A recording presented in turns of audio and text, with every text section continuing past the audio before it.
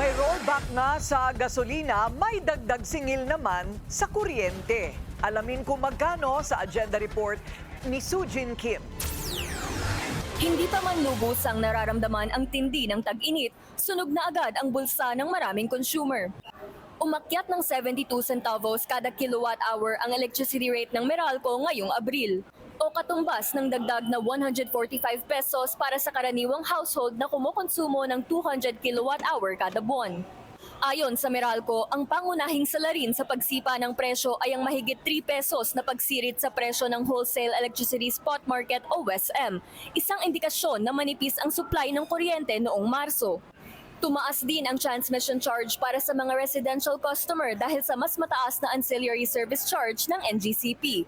Paliwanag ng Meralco, nabawasan na nga ang bigat ng dagdag singil dahil sa refund na iniutos ng ERC, kung saan halos 20 billion pesos ang ibabalik sa mga consumer sa loob ng 36 na buwan dahil sa mga sumobrang singil mula July 2022 hanggang December 2024.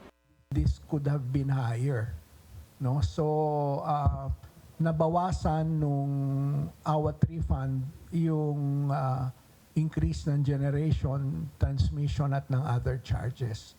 So kung hindi nandyan yung refund na pinag-utos ng regulator, it could have been a higher.